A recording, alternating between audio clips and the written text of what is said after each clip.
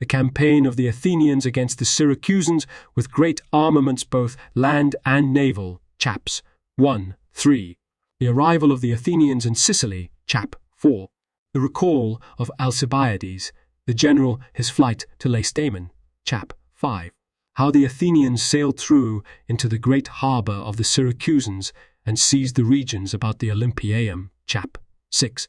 How the Athenians seized Epipolae and, after victories in battle in both areas, laid siege to Syracuse, chap 7. How, after the Lacedaemonians and Corinthians had sent them aid, the Syracusans took courage, chap 8. The battle between the Athenians and the Syracusans and the great victory of the Athenians, chap 9. The battle between the same opponents and the victory of the Syracusans, chap 10. How the Syracusans, having gained control of Epipolae, compelled the Athenians to withdraw to the single camp before the Olympieum, chaps 8, 11, 12. How the Syracusans prepared a naval force and decided to offer battle at sea, chap 13. How the Athenians, after the death of their general Lamachus and the recall of Alcibiades, dispatched in their place as generals Eurymedon and Demosthenes with reinforcements and money, chap 8. The termination of the truce by the Lacedaemonians and the Peloponnesian War, as it is called, against the Athenians, chap 8.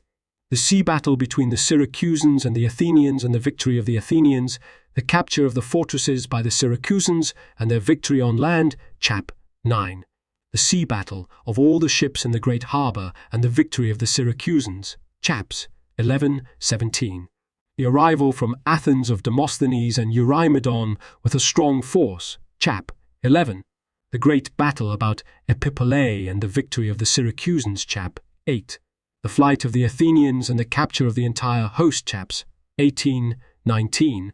How the Syracusans gathered an assembly and considered the question what disposition should be made of the captives, chap 19. The speeches which were delivered on both sides of the proposal, chaps 20, 32. The decrees which the Syracusans passed regarding the captives, chap 33. How, after the failure of the Athenians in Sicily, many of their allies revolted, chap 34. How the citizen body of the Athenians, having lost heart, turned their back upon the democracy and put the government into the hands of 400 men, chaps 34, 36. How the Lacedaemonians defeated the Athenians in sea battles, chap 34. How the Syracusans honoured with notable gifts the men who had played a brave part in the war, chap 34. How Diocles was chosen lawgiver and wrote their laws for the Syracusans, chaps 34, 35. How the Syracusans sent a notable force to the aid of the Lacedaemonians, chap 34. How the Athenians overcame the Lacedaemonian admiral in a sea fight and captured Cyzicus, chaps 39, 40. How, when the Lacedaemonians dispatched 50 ships from Euboea to the aid of the defeated, they together with their crews were all lost in a storm off Athos, chap 41. The return of Alcibiades and his election as a general, chaps 41, 42. The war between the Agasteans and the Selinuntians over the land in dispute, chaps 43, 44. The sea battle between the Athenians and Lacedaemonians off Sigeum and the victory of the Athenians, chaps 38, 40. How the Lacedaemonians filled up Euripus with earth and made Euboea a part of the mainland, chap 47. On the civil discord and massacre in Corcyra, chap 48. How Alcibiades and Theramenes won most notable victories over the Lacedaemonians on both land and sea, chaps 49, 51. How the Carthaginians transported great armaments to Sicily and took by storm Selinus and Himera, chaps 54, 62. How Alcibiades sailed into the Piraeus with much booty and was the object of great acclaim, chaps 68, 69. How King Aeges with a great army undertook to lay siege to Athens and was unsuccessful, chaps 72, 73. The banishment of Alcibiades and the founding of Thermae in Sicily, chaps 74, 79. The sea battle between the Syracusans and the Carthaginians and the victory of the Syracusans, chap 80.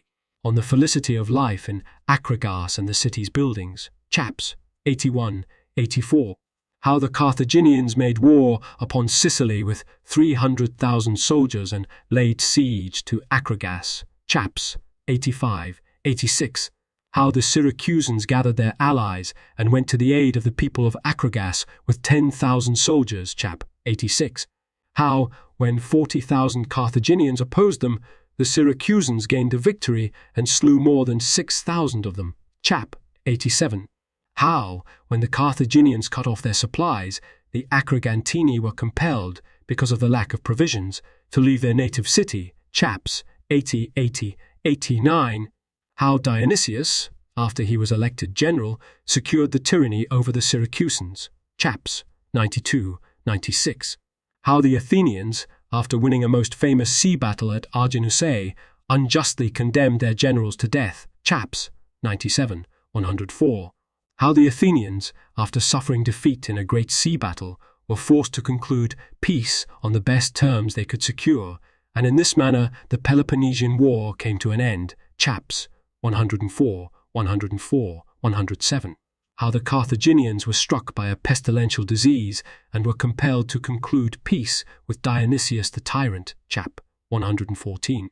If we were composing a history after the manner of the other historians, we should, I suppose, discourse upon certain topics at appropriate length in the introduction to each book, and by this means turn our discussion to the events which follow. Surely, if we were picking out a brief period of history for our treatise, we should have the time to enjoy the fruit such introductions yield. But since we engaged ourselves in a few books, not only to set forth, to the best of our ability, the events but also to embrace a period of more than 1100 years, we must forego the long discussion which such introductions would involve and come to the events themselves, with only this word by way of preface, namely, that in the preceding 6 books we have set down a record of events from the Trojan War to the war which the Athenians by decree of the people declared against the Syracusans. The period to this war from the capture of Troy embracing 768 years, and in this book, as we add to our narrative the period next succeeding, we shall commence with the expedition against the Syracusans and stop with the beginning of the second war between the Carthaginians and Dionysius, the tyrant of the Syracusans.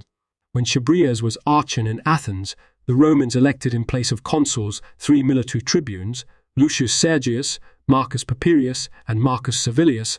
This year, the Athenians, pursuant to their vote of the war against the Syracusans, got ready the ships, collected the money, and proceeded with great zeal to make every preparation for the campaign. They elected 3 generals, Alcibiades, Nicias, and Lamachus, and gave them full powers over all matters pertaining to the war. Of the private citizens, those who had the means, wishing to indulge the enthusiasm of the populace, in some instances fitted out triremes at their own expense, and in others engaged to donate money for the maintenance of the forces.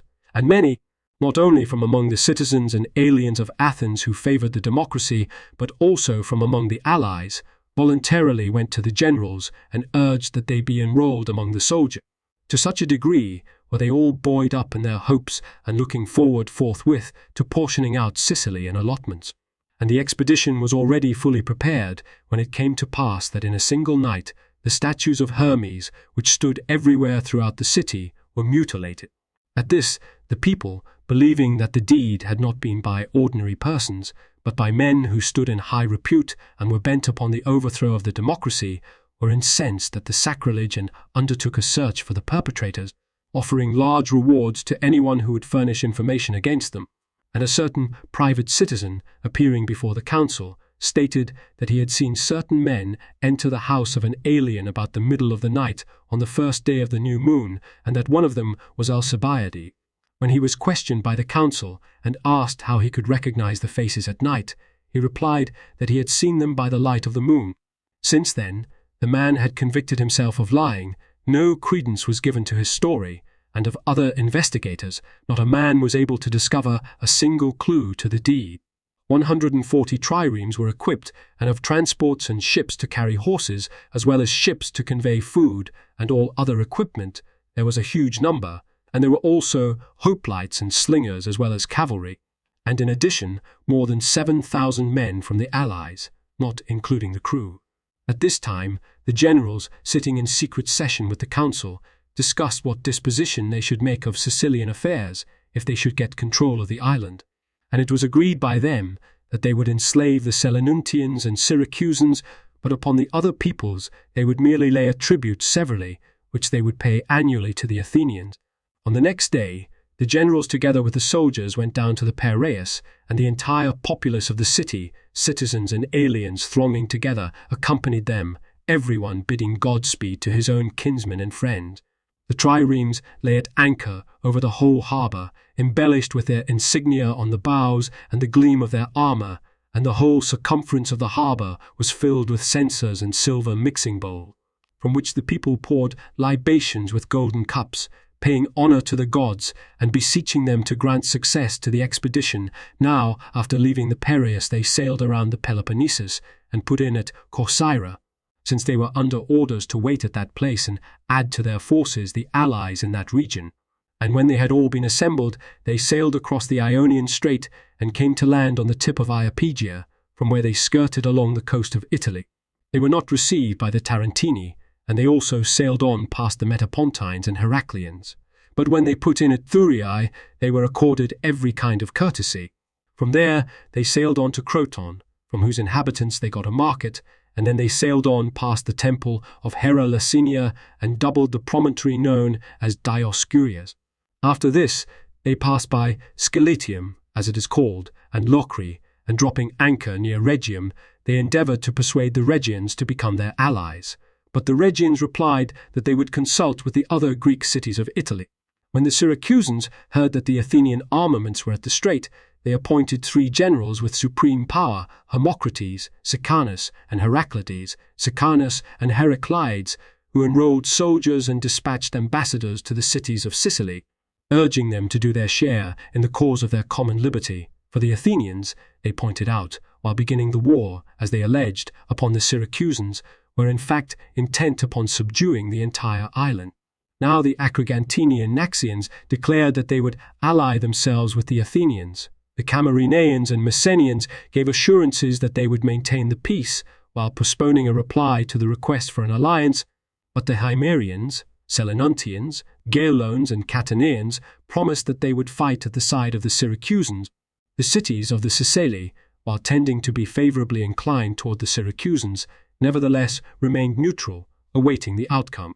After the Aegistaeans had refused to give more than 30 talents, the Athenian generals, having remonstrated with them, put out to sea from Rhegium with their force and sailed to Naxos in Sicily.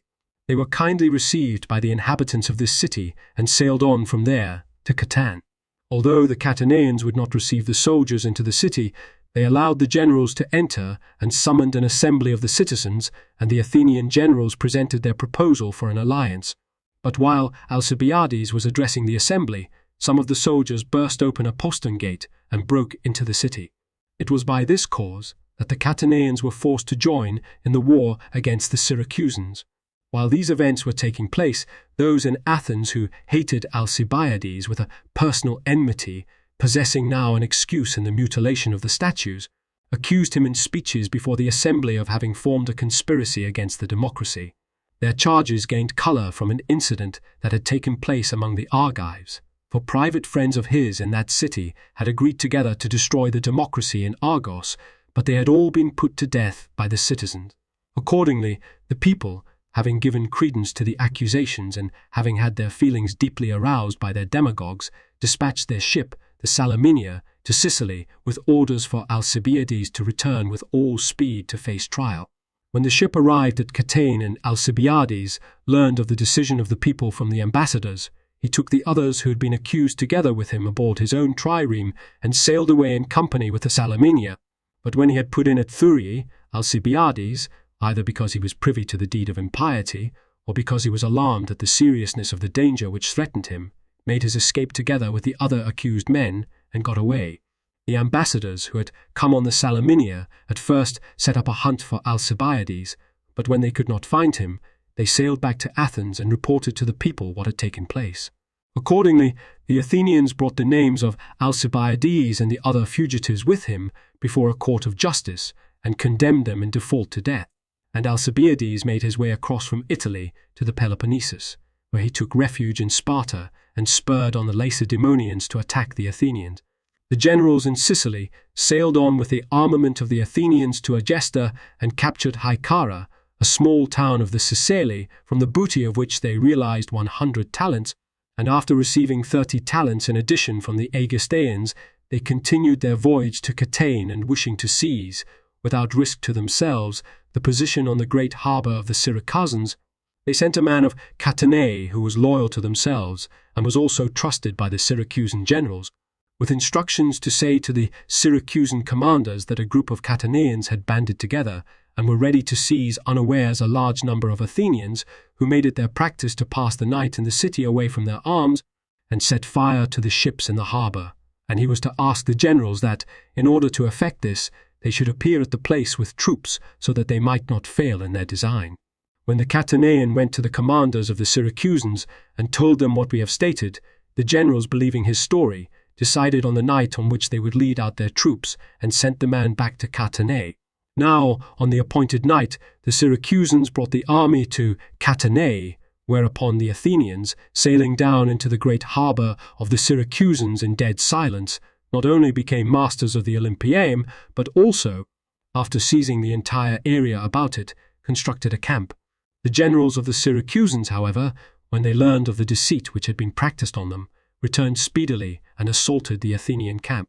When the enemy came out to meet them, there ensued a battle in which the Athenians slew 400 of their opponents and compelled the Syracusans to take to flight.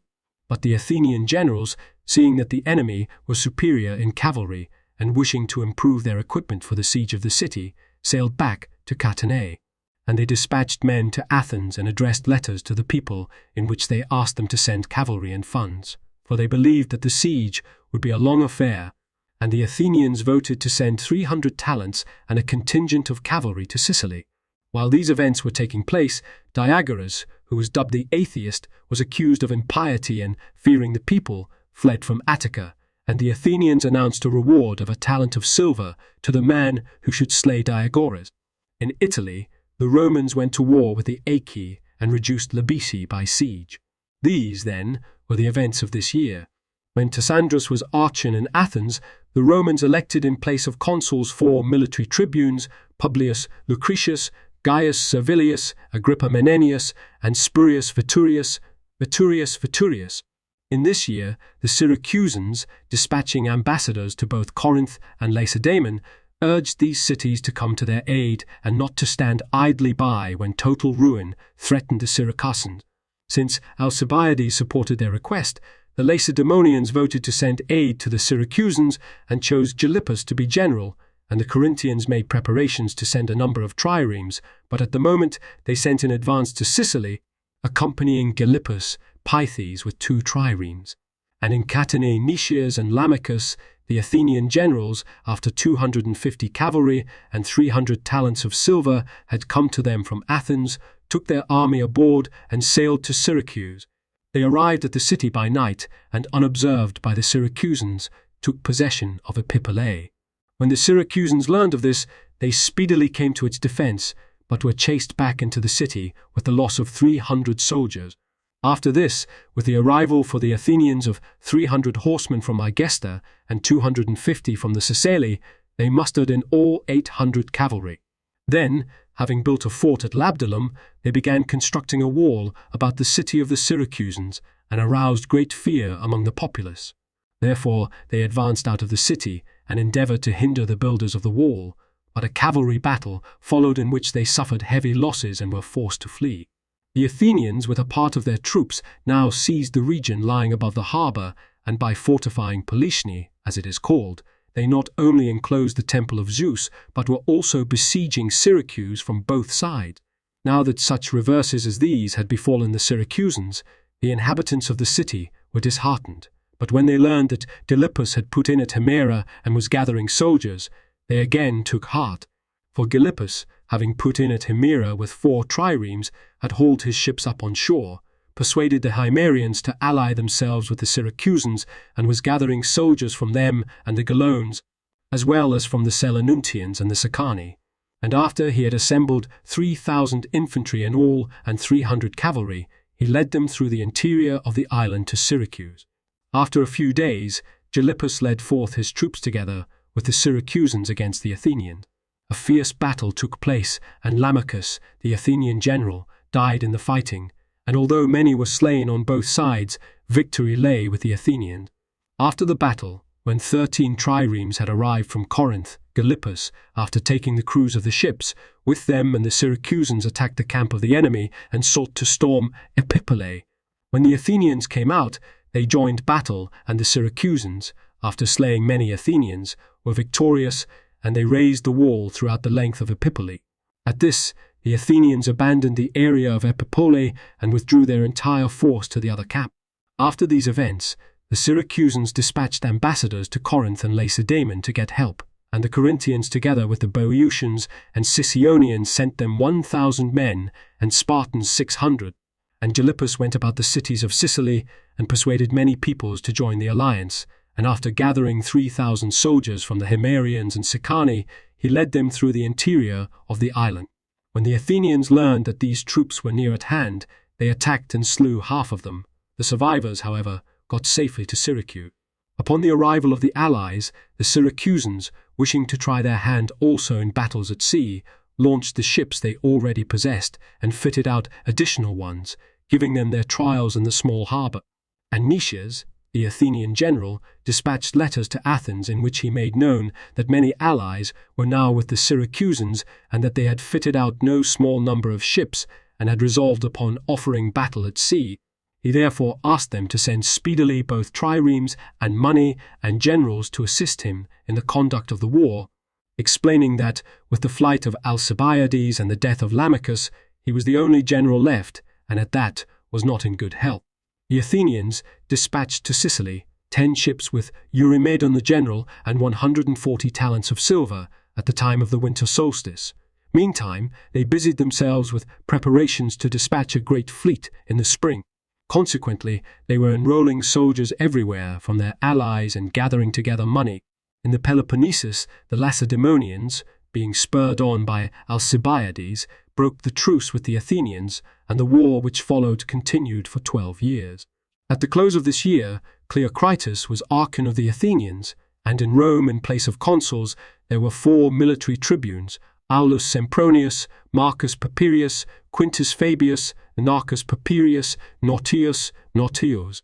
This year, the Lacedaemonians, together with their allies, invaded Attica, under the leadership of Agis and Alcibiades the Athenian, and seizing the stronghold of Deceleia, they made it into a fortress for attacks upon Attica, and this, as it turned out, was why this war came to be called the Decelean War.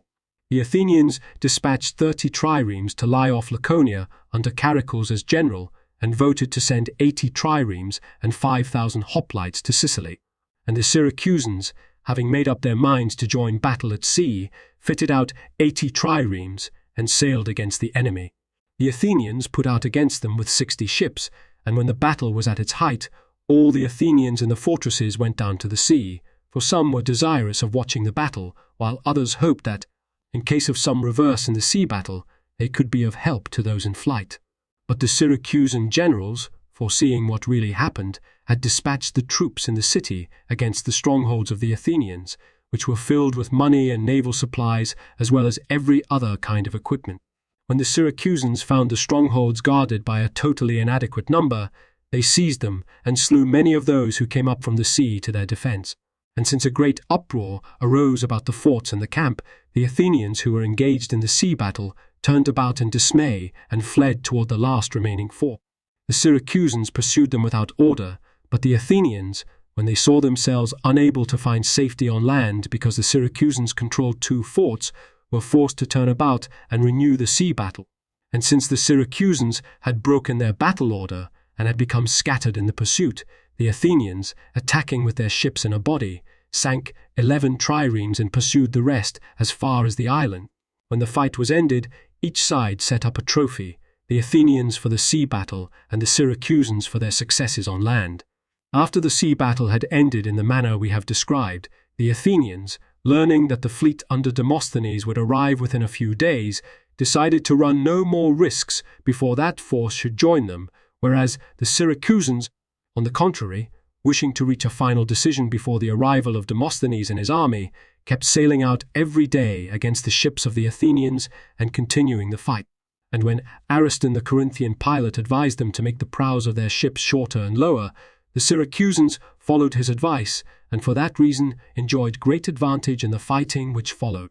For the Attic triremes were built with weaker and high prows, and for this reason it followed that, when they rammed, they damaged only the parts of a ship that extended above the water, so that the enemy suffered no great damage. Whereas the ships of the Syracusans, built as they were with the structure about the prow strong and low, would often, as they delivered their ramming blows, sink with one shock the triremes of the Athenians.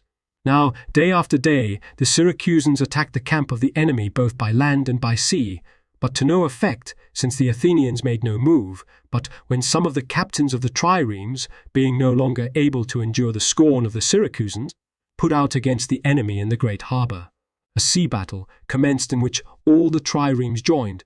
Now, though the Athenians had fast-sailing triremes and enjoyed the advantage from their long experience at sea as well as from the skill of their pilots, yet their superiority in these respects brought them no return, since the sea battle was in a narrow area, and the Syracusans, engaging at close quarters and giving the enemy no opportunity to turn about to ram, not only cast spears at the soldiers on the decks, but also, by hurling stones, forced them to leave the prows, and in many cases simply by ramming a ship that met them and then boarding the enemy vessel they made it a land battle on the ship's deck.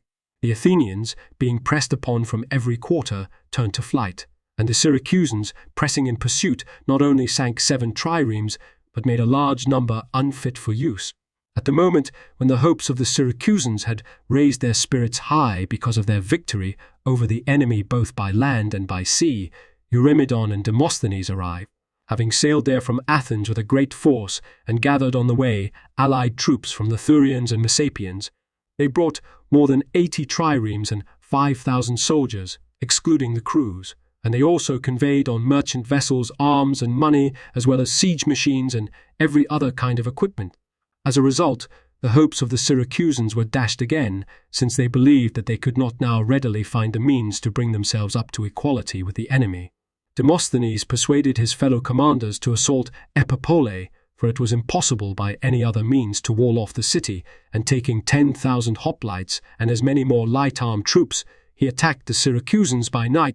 Since the assault had not been expected, they overpowered some forts, and breaking into the fortifications of Epipolae, threw down a part of the wall. But when the Syracusans ran together to the scene from every quarter and Hermocrates also came to the aid with the picked troops, the Athenians were forced out and, it being night, because of their unfamiliarity with the region, were scattered some to one place and others to another. The Syracusans and their allies pursuing after them slew 2,500 of the enemy, wounded not a few, and captured much armor. And after the battle, the Syracusans dispatched Sicanus, one of their generals, with 12 triremes to the other cities, both to announce the victory to the allies and to ask them for aid. The Athenians, now that their affairs had taken a turn for the worse and a wave of pestilence had struck the camp because the region round about it was marshy, counseled together how they should deal with the situation. Demosthenes thought that they should sail back to Athens with all speed, stating that to risk their lives against the Lacedaemonians in defense of their fatherland was preferable to settling down on Sicily and accomplishing nothing worthwhile. But Nicias said that they ought not to abandon the siege in so disgraceful a fashion, while they were well supplied with triremes, soldiers, and funds. Furthermore, he added, if they should make peace with the Syracusans without the approval of the Athenian people and sail back to their country, peril would attend them from the men who make it their practice to bring false charges against their general. Of the participants in the council, some agreed with Demosthenes on putting to sea, but others expressed the same opinion as Nicias, and so they came to no clear decision and took no action. And since help came to the Syracusans from the Siceli, Selenuntians and Gelones, as well as from the Himerians and Camarinaeans, the Syracusans were the more emboldened, but the Athenians became apprehensive. Also, when the epidemic greatly increased, many of the soldiers were dying, and all regretted that they had not set out upon their return voyage long since. Consequently, since the multitude was in an uproar, and all the others were eager to take to the ships, Nicias found himself compelled to yield on the matter of their returning home. When the generals were agreed, the soldiers began gathering together their equipment, loading the triremes, and raising the yardarms, and the generals issued orders to the multitude that at the signal not a man in the camp should be late, for he who lagged would be left behind. But when they were about to sail on the following day, on the night of the day before, the moon was eclipsed. Consequently, Nicias, who was not only by nature a superstitiously devout man, but also cautious because of the epidemic in the camp, summoned the soothsayers. And when they declared that the departure must be postponed for the customary 3 days, Demosthenes and the others were also compelled, out of respect for the deity, to accede. When the Syracusans learned from some deserters why the departure had been deferred, they manned all their triremes, 74 in number, and leading out their ground forces attacked the enemy both by land and by sea. The Athenians, having manned 86 triremes, assigned to Eurymedon, the general, the command of the right wing, opposite to which was stationed the general of the Syracusans, Agatharchus. On the other wing, Euthydemus had been stationed, and opposite to him was Sicanus, commanding the Syracusans, and in command of the centre of the line were Menander for the Athenians and Pythes the Corinthian for the Syracusans. Although the Athenian line was the longer since they were engaging with a superior number of triremes, yet the very factor which they thought would work to their advantage was not the least in their undoing. For Eurymedon endeavoured to outfit the opposing wing, but when he had become detached from his line, the Syracusans turned to face him, and he was cut off and forced into a bay called Dascan, which was held by the Syracusans. Being hemmed in as he was into a narrow place, he was forced to run ashore, where some man gave him a mortal wound, and he lost his life, and 7 of his ships were destroyed in this place. The battle had now spread throughout both fleets, and when the word was passed along that the general had been slain and some ships lost, at first only those ships gave way which were nearest to those which had been destroyed, but later, as the Syracusans pressed forward and pushed the fight boldly because of the success they had won, the whole Athenian force was overpowered and compelled to turn in flight. And since the pursuit turned toward the shallow part of the harbour, not a few triremes ran aground in the shoals. When this took place, Sicanus, the Syracusan general, straightway, filling a merchant ship with faggots and pinewood and pitch, set fire to the ships which were wallowing in the shoal. But although they were put on fire, the Athenians not only quickly extinguished the flames, but, finding no other means of safety, also vigorously fought off from their ships the men who were rushing against them, and the land forces ran to their aid along the beach on which with the ships had run ashore. And since they all withstood the attack with vigour, on land the Syracusans were turned back, but at sea they won the decision and sailed back to the city. The losses of the Syracusans were few, but of the Athenians not less than 2,000 men and 18 triremes. The Syracusans, believing that the danger no longer was the losing of their city, but that, far more, the contest had become one for the capture of the camp together with the enemy, blocked off the entrance to the harbour by the construction of a barrier. For they moored at anchor both small vessels and triremes, as well as merchant ships, with iron chains between them, and to the vessels they built bridges of boards, completing the undertaking in 3 days.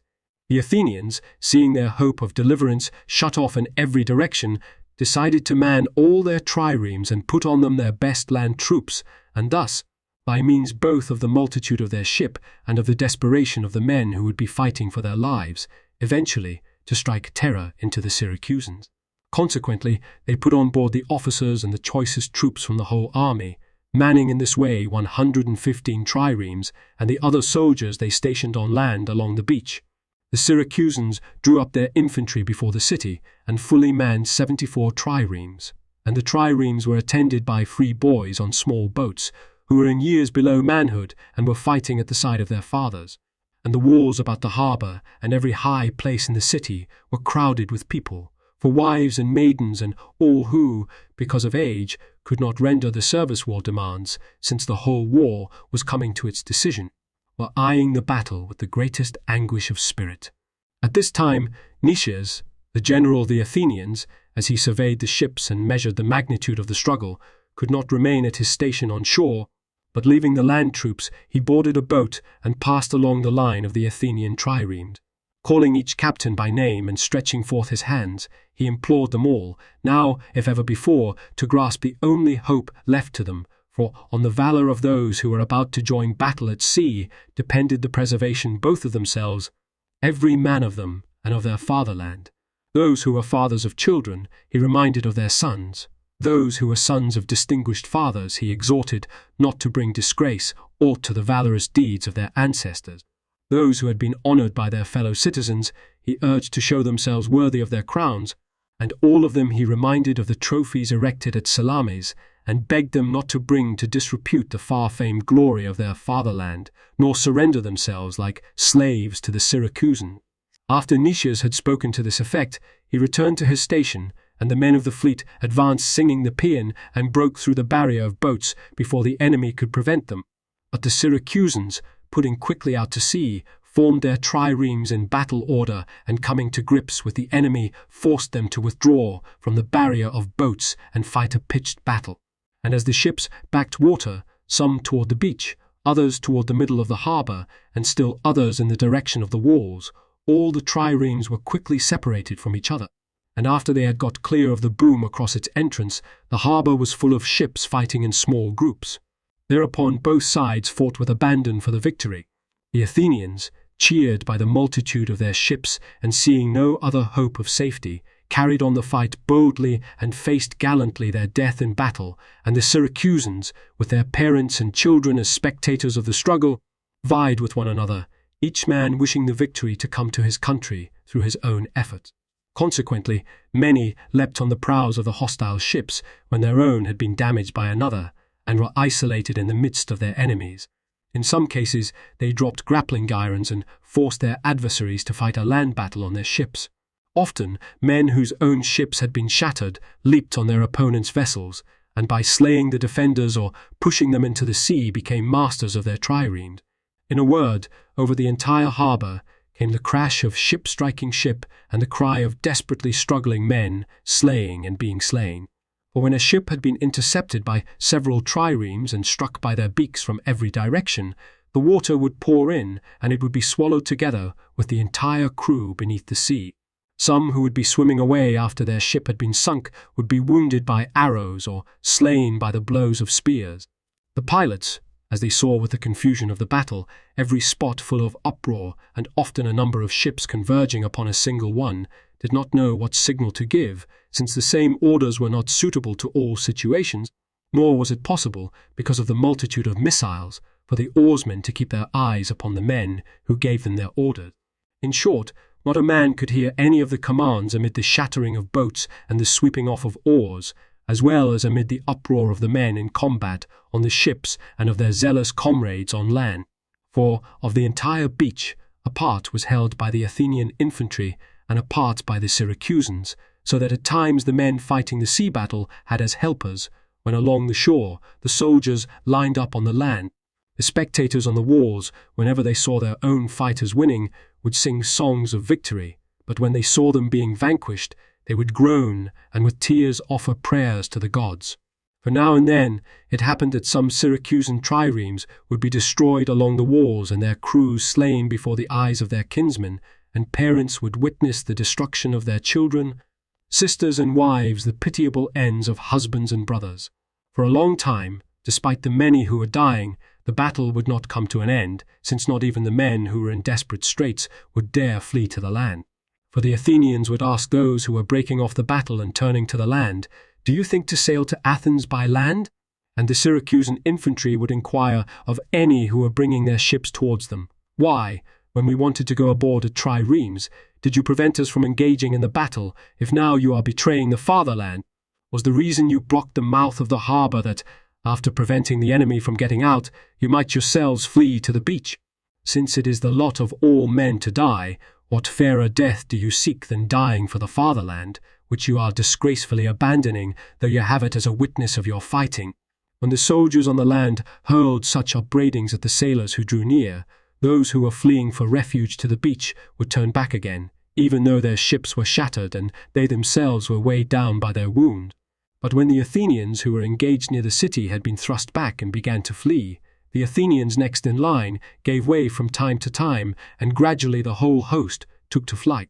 Thereupon the Syracusans with great shouting pursued the ships to the land, and those Athenians who had not been slain out at sea, now that they had come to shallow water, leaped from the ships and fled to the land troops, and the harbour was full of arms and wreckage of boats, since of the Attic ships 60 were lost, and of the Syracusan 8 were completely destroyed, and 16 badly damaged. The Syracusans drew up on the shore as many of their triremes as they could, and taking up the bodies of their citizens and allies who had died, honoured them with a public funeral. The Athenians thronged to the tents of their commanders and begged the generals to take thought, not for the ships, but for the safety of themselves. Demosthenes, accordingly, declared that, since the barrier of boats had been broken, they should straightway man the triremes, and he expressed the belief that, if they delivered an unexpected attack, they would easily succeed in their design, but Nicias advised that they leave the ships behind and withdraw through the interior to the cities which were their allies. This plan was agreed to by all, and they burned some of the ships and made preparations for the retreat. When it was evident that the Athenians were going to withdraw during the night, Hermocrates advised the Syracusans to lead forth their entire army in the night and seize all the roads beforehand. And when the generals would not agree to this, both because many of the soldiers were wounded and because all of them were worn out in body from the fighting, he sent some of the horsemen to the camp of the Athenians to tell them that the Syracusans had already dispatched men to seize in advance the roads and the most important positions.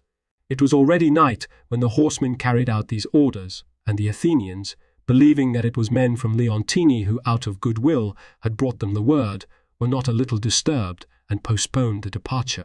If they had not been deceived by this trick, they would have got safely away. The Syracusans at daybreak dispatched the soldiers who were to seize in advance the narrow passes in the roads, and the Athenian generals, dividing the soldiers into two bodies, put the pack animals and the sick and injured in the centre and stationed those who were in condition to fight in the van and the rear, and then set out for Catanae.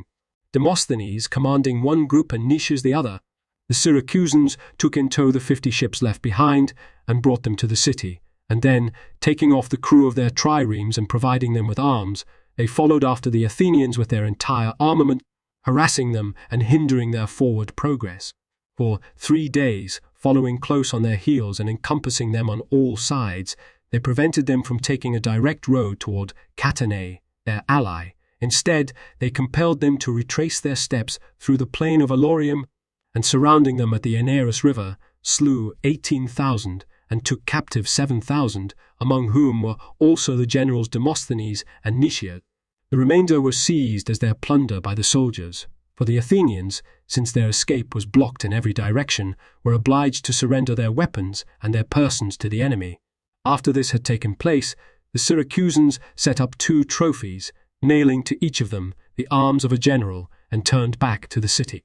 The Lorb Editor's Notes, 1 IE, from 1184 BCE to 415 BCE. 2. The book covers the years 415, 404 BCE. 3. The principal sources for this famous incident are Thucydides, 6.27, 29, 53, 60-61, Plutarch, Alcibiades, 1821, and especially Andocides on the Mysteries. The faces of the statues were mutilated, and perhaps also the genitorso, Aristophanes, Lysistrata, 1094. Andocides gives the names of those whose goods were confiscated and sold after the mutilation of the Hermae, and many of these are confirmed on a fragmentary inscription, IG 327, 332, 4, probably the Diocles mentioned by Andocides, LC 37F, who gives the story in considerable detail. 5, or slingers, as well as more than 7,000 cavalry from both the citizens and allies. See critical note. The critical note to the Greek text, pros de totoi ipes kai ton sumakon, pleis ton eptakis kilion, reads, Dindorf suggests on the Politan after Ipies, 6 Cape Licinium is at the extreme western end of the Tarentine Gulf. 7 of Messina. 8 CP. Book 12.83. 9 CP. Chap 2. 10 CP. Thucydides 6.61. 11. This was one of the 2 dispatch boats of the Athenian navy, the other being the Paralis. 12 IE, in their absence. 13. This was near the Olympiareum, Thucydides, 6.64.2. The reader is referred to the map at the back of the book, which is based on the account of Thucydides. 14. He is said to have been a dithyrambic poet of Melos, who was apparently accused of making blasphemous remarks about Athenian divinities, C.P. Lysias, against Andocides, 17f, 15 C.P. Livy, 4.47. 16. This wall of circumvallation was to run from near Trogilis southward to the great harbour. See map. 17. Thucydides, 7.46, speaks of a Polichne hamlet near the Olympiaeum, which lay west of the centre of the great harbour. 18. The Olympiaeum, 1920, 2nd December. 2010 years, 413, 404 BCE inclusive. 21 IE of Ortygia. 22. Thucydides, 7.36, describes in considerable detail the strengthening of the bow and its effect upon the tactics of the fighting in the harbour. 23. Thucydides, 7.46, says 15. 24. 27th August, 413 BC. 25. Thrice, 9 days, according to Thucydides, 7.54. Another full period of the moon, according to Plutarch, Nicias, 23.6. 26. Thucydides, 7.65, states that these were a device of the Athenians, against which the Syracusans covered the decks of their ships with hides so that the grappling gyres would not take hold. 27. As one ship brushed by another. 28. Thucydides, 7.72, states that Nicias agreed to this plan, but gave it up when the sailors, after their hard beating, refused to man the ships. 29. By the Athenians. 30. The 7,000 were formally surrendered and became prisoners of the state. The others were taken by the soldiers as their individual captives, either before the formal surrender or after, as they were picked up over the countryside. The previous next to images with borders lead to more information. The thicker the border, the more information. Details here. Thanks to Jonah Lendering of Livius for sharing in the labour of proofreading the web transcription of this book. Up to Diodorus Classical Texts, Lacus Gertius Homer page or image on this site is in the public domain only if its URL has a total of 1 asterisk. If the URL has 2 asterisks, the item is copyright someone else and used by permission or fair use.